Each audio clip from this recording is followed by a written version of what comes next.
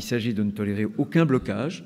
Évidemment, pas de boycott. Au-delà du caractère totalement antidémocratique, c'est moi ou c'est complètement con? Ça ne veut rien dire, pas de boycott. On va commencer à couvrir un peu la journée Bloquons tout. On est le 10 septembre, jour de manifestation. Plus que de manifestation, de mouvement social, vous le savez. On va aller voir le discours de Retailleau ce matin, qui a l'air gratiné. Les choses sont désormais très claires. La mobilisation n'a rien d'une mobilisation citoyenne. Ça, c'est fou. Ça, pardon, mais je ne m'en remets pas. La mobilisation n'a rien d'une mobilisation citoyenne, mais ah bon, mais alors c'est qui se mobilise? C'est pas des... Parce que les images... Pardon, hein, mais j'ai vu beaucoup de citoyens. Hein. C'est qui, si ce ne sont pas des citoyens et des citoyennes, qu'ils nomment cette mobilisation? Si elle n'est pas citoyenne, qu'est-ce qu'elle est? Bon, je pense qu'il va le faire, écoutons-le. Elle a été détournée, confisquée, captée par la mouvance de l'extrême gauche, de l'ultra-gauche, appuyée par le mouvement des Insoumis. Alors, c'est pas complètement faux factuellement que dans cette mobilisation, le mouvement Bloquons tout, il est devenu aujourd'hui un mouvement contestataire plutôt marqué à gauche. C'est ce que dit Antoine Bristiel dans Le Monde. Le mouvement du 10 septembre est structuré presque exclusivement autour de sympathisants de la gauche radicale. Ce qui m'a étonné, c'est que ce mouvement, souvent présenté comme celui de Gilets jaunes 2.0, apparaît finalement assez éloigné du profil des manifestants de 2019. J'ai plutôt trouvé un profil de militant de gauche radicale classique. Près de 70% des répondants ont voté pour Jean-Luc Mélenchon à la dernière présidentielle, 10% ont voté Poutou. Ce que dit ici Bruno Retailleau n'est pas factuellement erroné. Ça ne veut pas dire que ces personnes-là ne sont pas d'un profil sociologique plus large. Par contre, il commence en disant « ça n'est pas un mouvement citoyen ». J'aimerais qu'on s'arrête 2 secondes. Il faudrait que Bruno Retailleau soit capable de nous expliquer en quoi est-ce qu'une mobilisation marquée politiquement, certes, mais une mobilisation sociale néanmoins n'est pas citoyenne. Le mouvement Manif pour tous en 2012-2013, mouvement pour lequel je n'ai pas le début du commencement d'une once de sympathie. Oh là là, c'est la décadence, hein. Le mouvement Manif pour tous, auquel Bruno Retailleau a participé, était un mouvement archi marqué politiquement. Si ça, c'était pas un mouvement UMP, je ne sais pas ce qu'il vous faut. Bon, ça n'en était pas moins un mouvement citoyen. Mobilisation citoyenne pour restreindre les droits d'une partie des citoyennes et des citoyens. Mobilisation tout à fait antipathique, certes, mais citoyenne néanmoins. On m'a envoyé cette vidéo. Mes chers amis, bravo! Vous êtes plus nombreux que le 13 janvier dernier. Bah alors, Bruno Retailleau, je croyais que quand une mobilisation elle est cadrée et encadrée par un parti politique, comme c'était clairement le cas pour la Manif pour tous, moi je croyais que c'était pas une mobilisation citoyenne. Bah alors Nono, qu'est-ce qui s'est passé? C'est bizarre ça quand même, hein? Vous êtes venus nombreux, malgré les vexations, malgré tous les obstacles qui ont été dressés sur notre route, le tripatouillage des chiffres officiels, le mépris du Conseil économique et social. Il s'est senti méprisé par le CESE. Pour se faire bolosser par le CESE, faut vraiment être un sacré fragile, quoi. Les insultes d'homophobie. Pas les insultes, les constats. Comme quoi, hein, tout se recoupe. On a rappelé les faits d'armes de notre ami Sébastien Lecornu, hein, qui parlait du communautarisme gay. C'est vrai qu'à droite, quand il parle, c'est pas des bons orateurs. Hein. C'est vrai qu'il a la prosodie de Pécresse. Debout!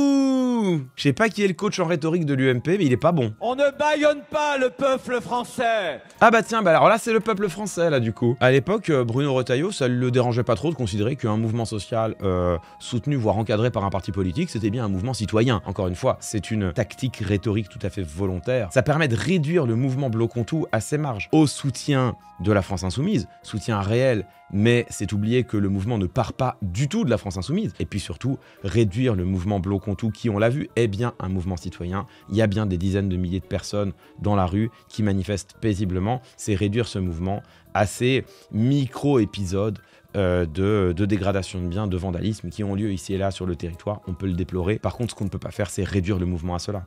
Et ça, c'est ce que tente de faire Retailleau. On a écouté pour l'instant que 34 secondes de Retailleau et on est déjà catastrophé. Donc on a en fait des groupuscules qui sont aguerris, qui sont mobiles, qui sont souvent masqués, cagoulés. C'est quand même assez fou le cadrage qu'il fait de l'événement. Il commence par dire que ce n'est pas un mouvement citoyen, c'est un mouvement qui est politique, de l'ultra-gauche, de la gauche violente. Il commence comme ça. Et ensuite, pour présenter le mouvement, à aucun moment il parle du fait que précisément, il y a des milliers de citoyennes et de citoyens dans la rue qui sont en train de manifester, qui s'apprêtent à manifester. La seule chose qui cadre, c'est les épisodes qui sont inévitables dans des mobilisations comme ça et que l'on peut déplorer par ailleurs. C'est les épisodes de, non pas de violence, c'est de la dégradation de biens. C'est éventuellement du vandalisme, c'est pas de la violence. Le cadrage que fait Bruno Retailleau ici, il est scandaleux évidemment. Il est scandaleux, il est même mensonger. Sinon mensonger, du moins manipulatoire. qui sont vêtus de noir, où on peut reconnaître en réalité la marque, l'ADN des mouvances de l'extrême droite de l'extrême gauche et de l'ultra gauche. Ah tiens, petit lapsus, il a lapsusé. Oui, parce qu'effectivement la violence pour le coup, elle est chez l'extrême droite. On l'a vu, hein, et pour le coup c'est une violence qui cible les individus, qui vise à produire la terreur, à empêcher que les militants et militantes de gauche continuent de militer. Là, c'est de la vraie violence, effectivement. Les militants de gauche qui ont été agressés en plein Paris au cri de « Paris est nazi », oui, c'est de la vraie violence, absolument. Les militants qui ont été tabassés près de Rennes parce qu'ils avaient le malheur d'être de gauche, oui, c'est de la vraie violence. Les militants qui, à Angers, ont été forcés de faire un salut nazi et parce qu'ils l'ont refusé, ont été passés à tabac. Oui, ça aussi, c'est de la vraie violence. En effet, Bruno Retailleau, le lapsus, pour le coup, est bon. Hein. L'extrême droite est violence. Ce que je voulais dire aussi, c'est que en France, on a le droit de protester.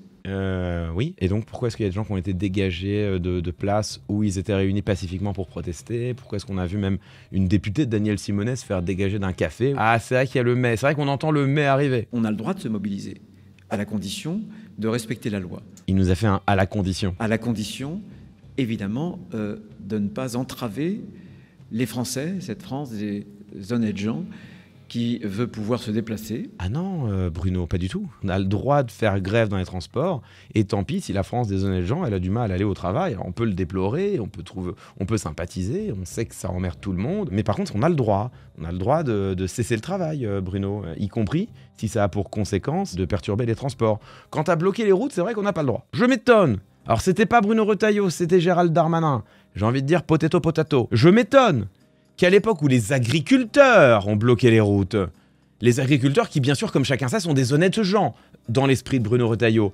Là, on n'a pas envoyé les CRS pour débloquer instantanément. Bizarrement, hein. Bizarrement, on a laissé faire. Quand les agriculteurs ont même foutu le feu à des bâtiments officiels, en revendiquant de l'avoir fait. Là, y compris, on a dit non, mais en même temps, eux, ce sont des honnêtes gens. On ne peut pas comparer les choses. Les agriculteurs travaillent.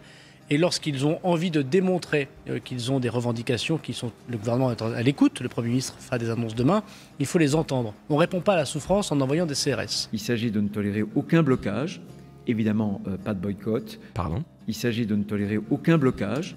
Alors c'est conforme à la loi française, encore que ça dépend ce qu'on appelle blocage.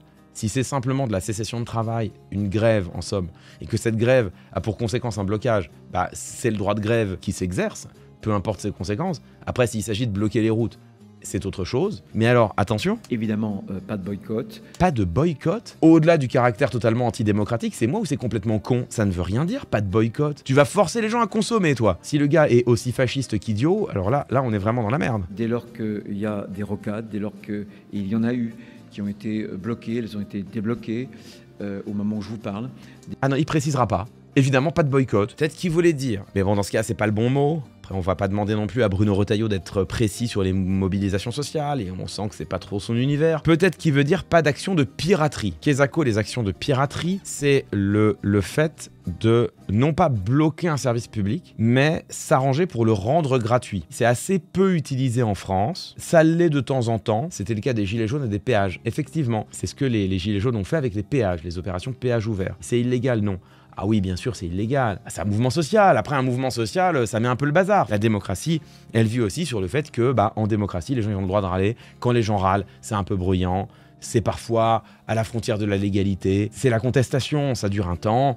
S'il y a vraiment beaucoup de gens qui râlent, tu écoutes, tu amendes ta position, et puis on est reparti. Enfin, ça a toujours fonctionné comme ça. Encore une fois, ce qui est insupportable, déjà, d'une part, c'est la violence avec laquelle les forces policières interviennent. Et puis, deuxième chose, tout ce discours est inaudible un an après la mobilisation des agriculteurs qu'on a laissé faire n'importe quoi. Avec lesquels on a négocié parce qu'ils venaient en tracteur vers Paris en disant on va bloquer Paris. Et là, à ce moment-là, Gérald Darmanin, le gouvernement, n'a pas envoyé les CRS pour les déloger.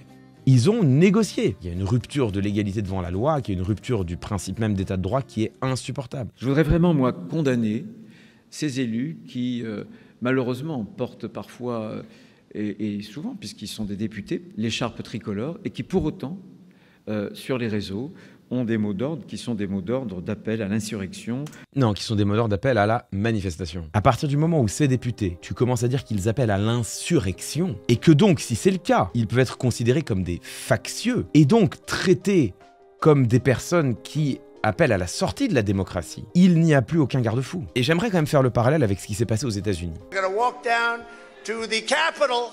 Aux États-Unis, Donald Trump, en janvier 21, il est battu lors des élections, clairement. Il ne cesse de dire que la victoire lui a été volée. Il ne cesse de dire que la démocratie est en danger. Et il crée une insurrection en faisant croire à ses partisans qu'ils défendent la démocratie. La post-vérité, et on l'a vu aux États-Unis, elle a pu amener à une remise en cause, mais alors directe, franche de la démocratie, à une tentative de coup d'État, à une véritable, pour le coup, insurrection. Mais pourquoi? Parce qu'on a renversé complètement l'ordre des choses, parce que le discours politique est devenu un négatif de la réalité, et parce que dans le discours de Donald Trump, attaquer les institutions démocratiques, c'est devenu défendre la démocratie. Là maintenant, en France, on a des députés de gauche qui soutiennent un droit citoyen essentiel qui est le droit de manifester, et parce qu'ils soutiennent un droit citoyen fondamental qui est celui de manifester, sont qualifiés par le ministre de l'Intérieur de factieux qui appellent à l'insurrection. Là aussi, le réel est retourné comme un négatif. Et ceux qui défendent un droit démocratique essentiel, le droit de manifester, deviennent dans la bouche de Bruno Retailleau des antidémocrates. Ceux qui manifestent et qui exercent un droit citoyen essentiel, le droit de manifester, ne sont même plus des citoyens.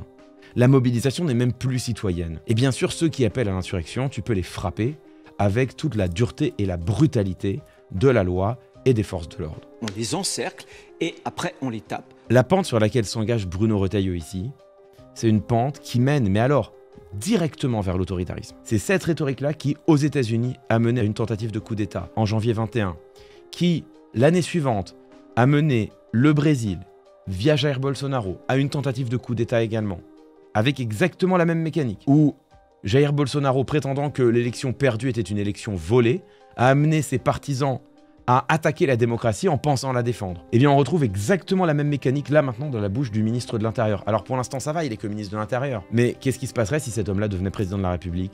Cet homme-là, qui n'a eu de cesse de dire qu'il ne considérait pas l'état de droit comme un totem. Le même homme qui faisait des blagues sur le fait qu'il attendait d'avoir les pleins pouvoirs. J'attends d'avoir les pleins pouvoirs alors.